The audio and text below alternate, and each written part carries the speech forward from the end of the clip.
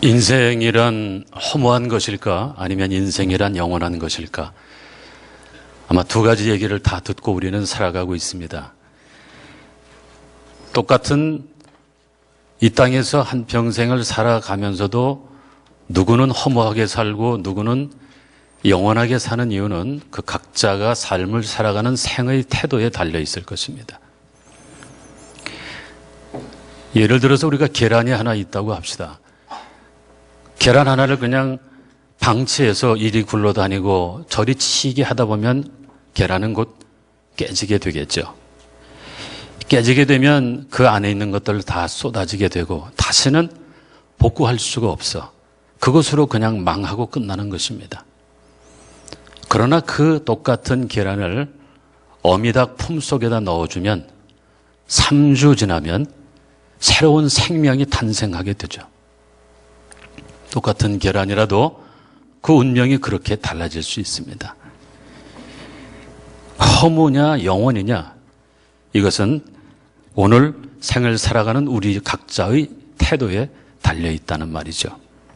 전도서는 인생의 달고 쓴맛을 다 맛본 한 노인 전도자가 남긴 지혜의 보물창고입니다.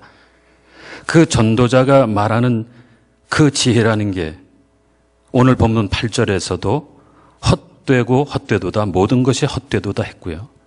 전도서 1장 2절에서는 보다 더 강하게 전도자가 이르되 헛되고 헛되며 헛되고 헛되니 모든 것이 헛되도다 말씀하고 있는 바로 그 문장 속에 함축되어 있습니다. 돈도 재물도 명예도 사업도 아름다움도 지식도 다 헛되죠. 모든 것이 헛됩니다. 그런데 그 말을 지금 우리에게 던져주고 있는 분이, 그 전도자는 바로 솔로몬 왕이십니다. 인생 무상과 허무함을 거듭해서 강조하는 것 같은 전도서. 그러나 오늘 본문에 이르러서 전도서는 이렇게 말하고 있습니다. 창조주를 기억하십시오. 결국 전도자는 허무주의자가 아니며 참 생명을 사모하는 수도자입니다. 솔로몬이 인생의 허무를 말한 것은 허무해서 허무하다고 말한 것도 있지만 그 허무함의 끝에 창조주 하나님을 만나라는 의미에서 전한 것입니다.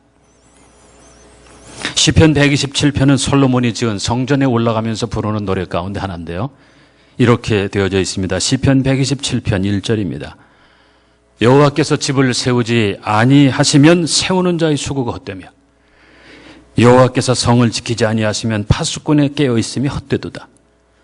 헛됨을 말하는 건 동일하나 그 앞에 조건이 붙어 있어요. 하나님께서 함께하지 않으시면 헛되다는 거죠. 전도서는 사람으로 보자면 세례 요한에 비교됩니다. 세례 요한은 자기 뒤에 오시는 예수 그리스도의 길을 예비한 사람, 자신의 삶과 사역을 다 합해서 오직 예수 그리스도를 드러내는데 바쳐진 사람이 바로 세례 요한입니다. 세례 요한이 남긴 어록 중에 보라 세상죄를 지고 가는 하나님의 어린 양이다는 말씀. 나는 물로 세례를 주지만 내 뒤에 오시는 그분은 성령으로 세례를 줄 것이다.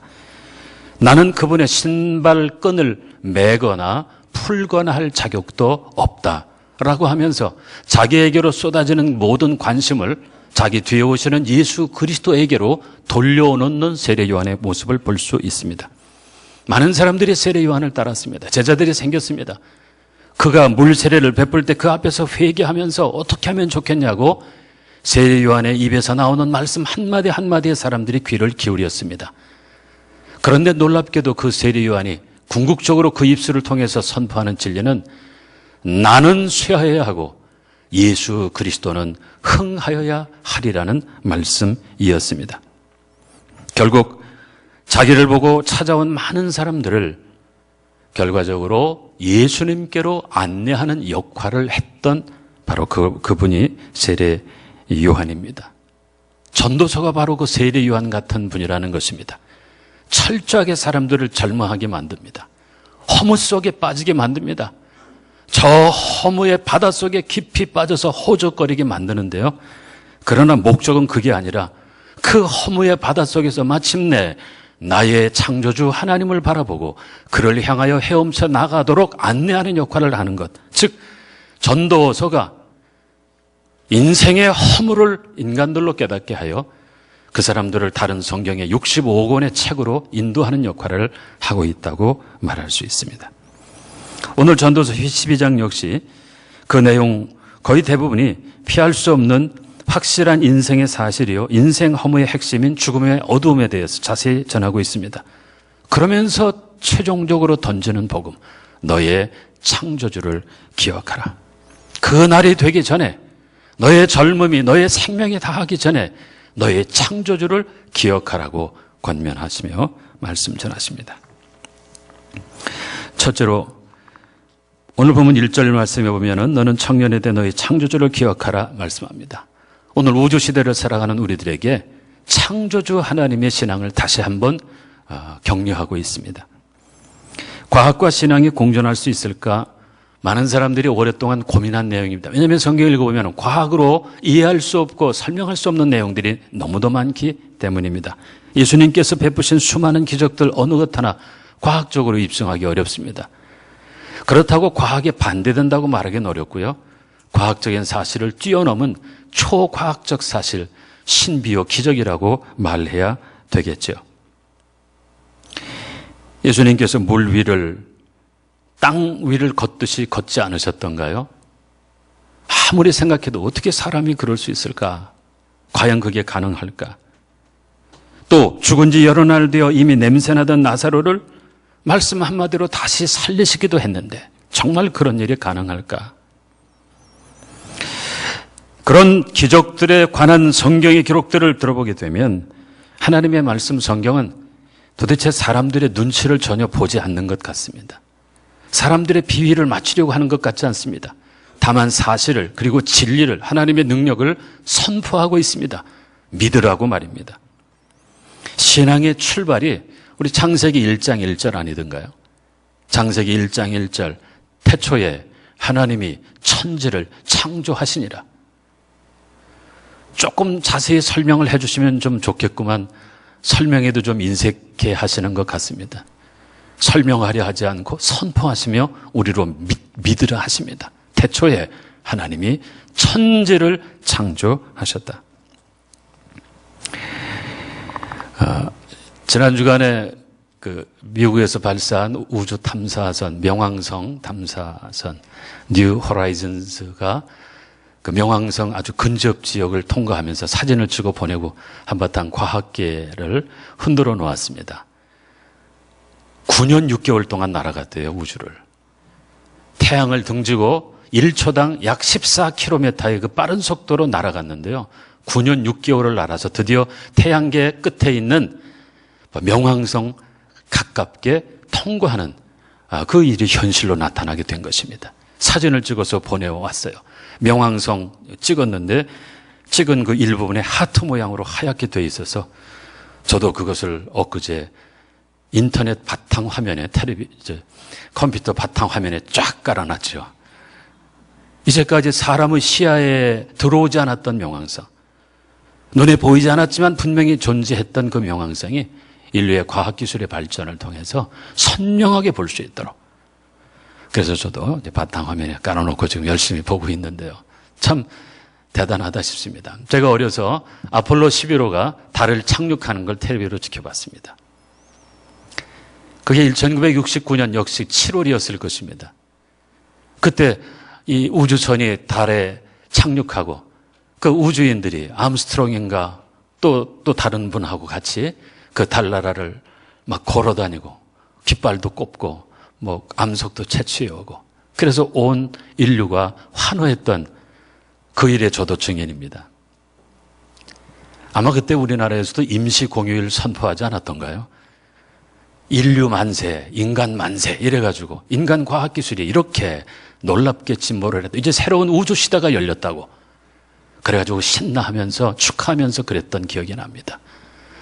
그런데 한편 또 한쪽에서는 인간이 달에 착륙했다는 사건 때문에 자살한 사람들이 줄비했어요. 주로 신앙인들 가운데서.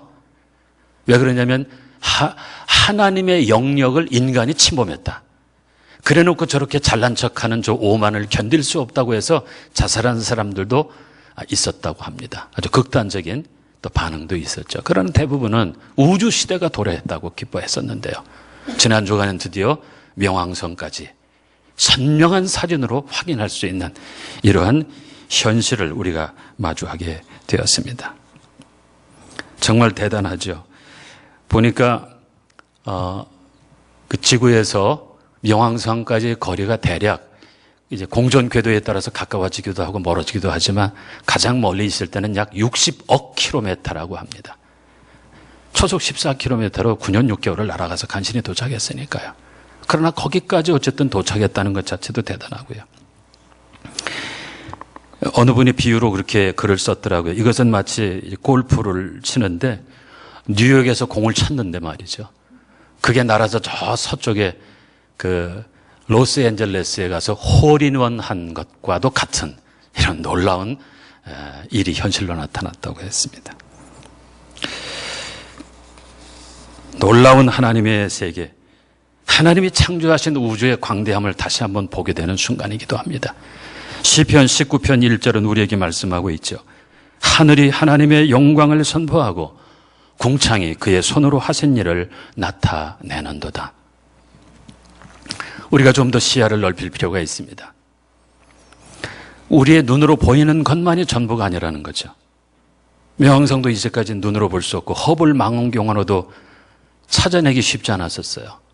그러나 분명히 존재하고 있죠. 우리의 눈으로 보이지 않는 광대한 세계가 존재하고 있다는 사실을 우리는 기억해야 합니다. 근시안적 생활 태도를 버리고 멀리 그리고 넓게 바라볼 필요가 있습니다. 누가복음 16장에 보게 되면 한 어리석은 근시안적 삶을 살다가 죽은 한 부자가 등장하는데요.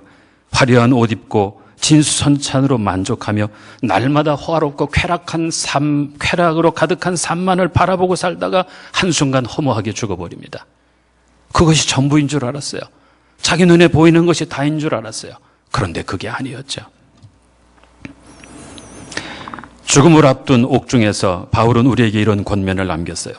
위의 것을 생각하고 땅의 것을 생각하지 말라. 마음을 넓히시기 바랍니다. 이 광활한 우주를 만드신 하나님께서 나를 지으시고 내가 이 우주의 한가운데 이렇게 버젓이 서서 살아가고 있다는 사실, 우주를 주고도 바꿀 수 없는 생명을 허락받고 누리고 있다는 사실을 기억하십시오. 끝없는 우주를 만드신 위대하신 창조주 하나님이 나를 지으신 내 아버지가 되신다는 사실을 잊지 마세요. 그리고 그의 사랑을 다시 한번 확인하세요. 요한복음 3장 16절 말씀, 하나님이 세상을 이처럼 사랑하사 독생자를 주셨으니 이는 그를 믿는 자마다 멸망하지 않고 영생을 얻게 하려 하심이라. 이 우주를 만드신 하나님께서 내 아버지가 되시고 오늘도 나를 사랑하신다는 이 사실을 믿음으로 고백하는 여러분들 되시기를 바랍니다. 너희는 하나님이 우리 속에 거하게 하신 성령이 시기하기까지 사모한다 하신 말씀을 헛된 줄로 생각하느냐? 우리 속에 거하시는 성령이 우리를 향한 하나님의 사랑을 보고 너무 부러워하고 시기까지 할 정도로 그런 하나님의 사랑이 여러분들에게 있음을 잊지 마세요. 뭐 좀 없다고 투덜대지 말고 뜻대로 안 된다고 짜증내지 말고 쉽게 절망하고 포기하지 말고 마음을 넓히세요. 우주를 만드신 그 하나님이 내 아버지가 되시고 나를 사랑하신다는 사실을 기억하며 더욱 마음을 넓히고 시야를 넓혀서 주님 앞에서 살게 되시기를 바랍니다. 스스로 존귀한 자임을 알고 존귀한 일에 헌신하세요. 근심으로 여러분들 마음에서 떠나게 하시고 악이 여러분들의 몸에서 물러가게 하세요.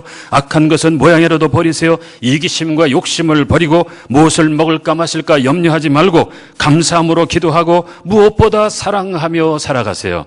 법 중의 법, 최상위 법은 하나님을 사랑하는 것입니다. 예수께서 이르시되 내 마음을 다하고 목숨을 다하고 뜻을 다하여 주 너의 하나님을 사랑하라 하셨으니 이것이 크고 첫째 되는 계명이라 하셨습니다. 이 우주 시대에 더욱 겸손하세요. 더 겸손하세요. 명왕성까지 탐사선을 보낸 인류의 실력을 논하며 또 우쭐하지 마세요. 물론 명왕성까지 간 것은 대단한 일임은 분명합니다만 그렇다고 해서 우주를 다 한 것도 아니잖아요. 이제 고작 태양계 끝에 갔을 뿐입니다. 태양계라는 건 은하계 속에 포함되어 있는 별 무리에 불과합니다. 그 은하계 한쪽 구퉁이에 있다고 그러더라고요, 태양계가. 그럼 태양계에서 은하계 중심까지 가는데 얼마가 걸리는가 찾아봤더니 빛의 속도로 7만 년 걸린답니다. 말도 다 꼬이네요, 말. 빛의 속도로 7만 년. 그냥 7만 년도 꿈 같은 얘기인데요. 째깍하는 동안에 30만 킬로를 간다는 빛의 속도로도 7만 년을 가야 우리 태양계가 속해 있는 은하계의 중심에 도달합니다. 그럼 은하계가 우주의 전부인가요? 현재까지 과학자들이 발견한 것만 해도 우주 속에 은하계 같은 별의 무리가 약 1000억 개가 있다고 합니다. 은하계와 가장 가까운 별 무리가 안드로메다 은하. 그래서 이웃집이라고도 말할 수 있죠. 은하계하고 안드로메다는. 근데 이웃집인데 그 거리가 점점점 가까워지고 있어서 언젠가는 합쳐질 가능성도 있다고 말하더군요. 이웃집인데 거리가 얼마냐? 빛의 속도로 200만 년. 옆집 가는데 빛의 속도로 200만 년을 가야 가는 게 이게 우주의 수준이 이 정도입니다. 어찌 누가 이 우주를 만드신 하나님 앞에서 감히 안다고 말할 수 있겠으며 감히 내가 주인이라고 말할 수 있겠습니까? 우주를 다스리시고 통치하시는 능하신 하나님 앞에 더 겸손하세요. 진심으로 겸손하세요. 겸손히 의지하며 사랑하고 순종하세요. 우주시대에 우리가 가져야 할 신앙이 오늘 보면 1절에 선포되고 있어요. 너는 청년의 때 너의 창조주를 기억하라. 여기서 청년이란 생물학적으로 20대 청년을 말하는 것 아니라 죽음을 기억하지 못하고 사는 사람, 자신의 건강과 일을 믿고 자신만만한 사람, 영원한 생명을 모른 채 이 땅에서만 살아가려고 하는 사람 모두를 포함하고 있습니다. 오늘의 젊음에 속아서 영원히 젊을 줄 알고 준비 없이 살다가 허망하게 그날을 맞이하지 말고 창조주를 기억하며 살라고 명하십니다. 중세의 수도자들은 죽음을 기억하라고 경고했지만 오늘 전도자는 너의 창조주를 기억하라고 권면하십니다. 여러분은 어쩌다 태어난 무가치한 존재가 아닙니다. 즉 자연 발생적이거나 우연하게 던져진 존재가 아니라 분명하고도 독특한 목적을 가지고 창조주에 의해 지음받은 유일한 존재임을 잊지 마십시오. 그것도 하나님께서 여러분들을 만들어 놓고 이렇게 말씀하셨잖아요. 하나님이 보시기에 좋았더라. 참 좋았더라. 물이나 바람이나 흙이나 불 등 소위 사원소 물질이 있기 전에 하나님이 먼저 계셨습니다. 창조의 결과는 물질이 아니라 관계입니다. 그 창조주께서 내 아버지가 되셨다는 사실입니다. 이사야 63장 16절의 말씀이지요. 주는 우리 아버지시라. 아브라함은 우리를 모르고 이스라엘은 우리를 인정하지 아니할지라도 여호와여 주는 우리의 아버지시라. 청년의 때, 젊음의 때, 생명의 때 창조주 하나님을 기억하십시오. 아버지 하나님을 기억하십시오. 두 번째로 3절에서 5절까지는 늙어감의 은혜를 우리에게 비유로 설명해 주고 있습니다. 곤고한 날이 이르기 전에 아무나게 없다고 할 해가 가깝기 전에 해와 달과 별들이 어둡기 전에 비 뒤에 구름이 다시 일어나기 전에 하나님께로 돌아가기 전에 즉 죽기 전에 죽음이 다가오기 전에 하나님께로 돌아가라 명하십니다. 사람이 신체적으로 늙어가는 과정을 3절로 5절까지 해서 흥미롭게 표현하고 있습니다. 한번 여러분들이 본문을 주목하여 보시면서 제 설명을 들어보시기 바랍니다. 3절에서 집을 지키는 자들이 떨 것이다. 여기서 집을 지키는 자들은 우리의 팔과 우리의 손을 의미합니다. 늙으면 저절로 다 손이 떨리지 않습니까? 힘 있는 자는 다리를 말하죠. 다리도 구부러집니다. 맷돌질하는 자가 적어진다는 것은 이가 부실해져서 마음껏 씻지 못하는 것을 말합니다. 창들로 내다보는 자가 적어진다는 것은 시력이 어두워져 제대로 보지 못하는 것을 의미합니다. 늙어지면서 나타나는 신체적인 변화입니다. 4절에서 길거리 문이 닫혀진다. 귀가 어두워지고 청력이 약해진다는 의미죠. 맷돌 소리가 적어진다는 건 말소리가 약해진다고도 표현하고 또 다른 의미로는 우리의 위가 소화시키는 능력이 떨어진다고도 해석할 수 있습니다. 새 소리로 말미암아 일어난다는 것은 신경이 예민하고 쇠약해져서 새벽잠이 없어지는 노인의 특징을 보여줍니다. 음악하는 여자들이 다 쇠하여진다는 것은 듣는 것이 약해져 정서적이나 예술적 감각이 둔해진다는 것을 의미하기도 하고 아니면 늙어지면 우리 목소리가 갈라지고 거칠어지고 약해지는 것을 의미하기도 합니다. 5절에서 높은 것을 두려워한다고 했습니다.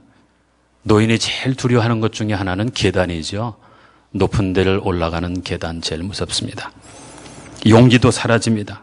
길에서도 놀라는 건 길을 걸어가는 것 자체도 부담스러워진다는 것입니다. 살구나무가 꼽힌다는 것은 머리가 백발이 되는 것을 의미하며 메뚜기도 짐이 된다는 것은 그 메뚜기가 무거워봐야 얼마나 무겁겠습니까만 그거 하나 들고 가기도 짐스러울 정도로 연약해진 노인의 모습을 표현합니다. 그 다음에 그 5절 끝부분에 보게 되면 정욕이 그친다. 어떤 좋은 보약을 먹어도 소용이 없이 늙어진 상태를 의미합니다. 그리고 이미 나의 죽음을 조문하는 조문객들이 가까이 와 있다는 말. 어느 순간에 죽음이 와 있을지 모른다는 말씀입니다. 건강해 보일지라도 잠깐 사이에 죽을 수도 있기 때문이죠. 이렇게 늙어지면서 우리의 신체적으로, 정서적으로, 그리고 종합적으로 우리의 삶에 변화가 나타나고 우리는 그 변화 속에 지금 있습니다. 그것을 때로는 잊어버리려고 애쓰고 때로는 극복해보려고 발버둥치지만 그러나 어느 정도 속도를 늦출 수 있을지는 몰라도 그러나 결국은 피할 수 없이 우리는 그날을 맞이하게 될 것입니다. 늙는다는 것을 서운하게만 생각하지 말고 은혜로 여기면 어떨까요? 이 땅에서 다 뺏긴다고 생각하지 말고 하늘에 쌓아둔다고 생각하면 어떨까요? 어느 한 늙으신 분이 그런 얘기를 하시더라고요. 젊어서 그렇게 총기가 뛰어났는데 지금은 뭐 한 번 들으면 뒤돌아서서 그냥 잊어버리고 말고 그게 참 안타까웠었대요. 근데 이제는 그렇게 생각 안 한대요. 내 그 젊은 날의 총기를 나는 지금 하늘에 저축해 놓았다. 내 시력도 하늘에 저축하고 내 청력도 하늘에 저축하고 내 기력도 하늘에 다 쌓아두고 있다. 지금은 내가 이렇게 점점 겉사람이 연약해져 가지만 그러나 하늘에서 새로운 생명으로 혈기왕성한 삶을 살게 될 것이라고 그렇게 은혜로 고백하는 분도 있습니다. 없어진다고 섭섭해하지 마시고 하늘에 쌓아두고 있다고 고백하세요. 어느 날 다시금 그 젊은 독수리가 하늘을 솟구쳐 올라감과 같이 그렇게 살아갈 날이 있음을 소망하면서 감사함으로 받으세요. 늙는다는 것, 시간을, 미모를, 건강을, 명예를, 지식을, 재물을 다 하늘에 쌓아가고 있는 과정이라고 여기시기를 바랍니다. 늙음이 은혜가 되는 것은 바로 죽음을 준비하고 하나님 만나기를 준비하는 것이 전제된 경우에 해당되겠죠. 창조주를 기억하고 그를 만날 준비하며 살아가는 사람들에게 늙어가는 모든 과정 속에 있는 소위 섭섭하고 안타깝게 생각되는 일조차도 모두 다 은혜로 받아들여지게 될 것입니다. 길이요 진리요 생명이신 예수님, 그러므로 우리에게 오셔서 그는 우리에게 생명을 주시고자 하셨어요. 생명만이 가치가 있습니다. 영원한 생명만이 가치 있습니다. 영생이 아니고 잠깐 있다 지나가는 것들이라면 그리 대단한 것 아님을 잊지 마십시오. 예수님은 단순히 우리의 생명의 연장이 아니라 영원한 생명을 주시기 위해서 오셨습니다. 요한복음 11장 25절 26절에 말씀하시기를 예수께서 이르시되 나는 부활이요 생명이니 나를 믿는 자는 죽어도 살겠고 무릇 살아서 나를 믿는 자는 영원히 죽지 아니하리니 이것을 네가 믿느냐? 오늘 도전하십니다. 실제로 6절에서 8절까지는 돌아갈 준비에 대한 말씀입니다. 6절과 7절, 8절 역시 죽음에 대한 묘사로 보시면 됩니다. 과거 중동 지방에서는 사람의 생명을 설명할 때 비유로서 종종 항아리 또는 물 같은 것을 사용했습니다. 여기 6절에서 8절에서도 그 두 가지 비유가 등장합니다. 6절은 가장 오묘한 비유 가운데 하나라고 말할 수 있는데요. 은줄이 풀리고 금그릇이 깨진다고 했습니다. 생명을 지금 등잔에 비유가 있어요. 등잔은 금으로 만들어졌어요. 그 등잔을 매다는 줄은 은으로 만들어졌어요. 이렇게 평범한 등잔을 값비싼 것으로 소개한 이유는 바로 사람들이 자기 생명을 위하여 최고의 투자를 아끼지 않는 현실을 반영한 것 같습니다. 그러나 아무리 비싼 금으로 만들고 은줄로 장식한 등잔이라도 언젠가는 녹슬고 언젠가는 깨지게 될 것입니다. 누구도 죽음을 막을 수는 없다는 말이죠. 항아리와 바퀴 역시 생명과 죽음에 관한 비유입니다. 항아리가 샘 곁에서 깨진다. 샘에서 물을 길어서 항아리에 담아서 가득 담았는데 이 항아리가 갑자기 깨져버리고 마는 것입니다. 그런데 여기 전도자의 긍정적인 안목이 있는 이유는 항아리에서 깨져서 흘러나간 물이 오늘 본문에 보면 다시 그것을 퍼온 샘으로 돌아간다고 합니다. 바퀴가 우물 위에서 깨진다고 합니다. 중동 지방의 우물은 무척 깊습니다. 사람의 손으로 그냥 두레박 걸어 올리기가 어렵죠. 그래서 바퀴, 이 도르래를 사용해서 두레박의 물을 이제 끌어올리곤 하지 않습니까? 그래서 기껏 깊은 우물 바닥에서 물을 가득 담아 끌어올렸는데 다 올라와서 그만 이 바퀴가 깨져버리고 만 것입니다. 그러면 어떻게 됩니까? 두레박의 물이 다 쏟아져 그 물은 그 우물의 바닥으로 다시 돌아간다고 오늘 비유는 말하고 있습니다. 한 생명이 죽어 결국은 하나님께로 돌아간다는 비유가 되겠죠. 7절도 마찬가지입니다. 흙은 여전히 땅으로 돌아간다고. 흙은 흙으로 빚어진 육체를 말하죠. 흙은 땅으로 돌아간다는 것은 육체가 죽어서 흙이 됨을 말하죠. 영은 그것을 주신 하나님께로 돌아갑니다. 땅에서 취한 건 땅으로 돌아가고 하나님께로부터 온 것은 하나님께로 돌아가는 것이 인생의 진리입니다.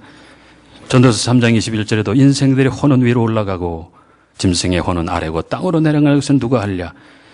이렇게 누구도 죽음을 피할 수 없는 인생의 허물을 거듭자는 전도자는 8절에서 헛되고 헛되도다 모든 것이 헛되도다 전합니다.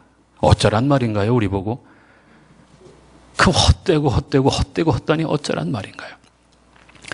1절에서 다시 언급되어 있지만 그리고 이제 13절 14절에서 마무리하고 있지만 너의 창조자를 기억하라. 너의 창조자를 기억하라. 너의 아버지를 기억하라. 네가 돌아갈 그 분을 기억하라. 우리에게 결론적으로 말씀하시고 계십니다.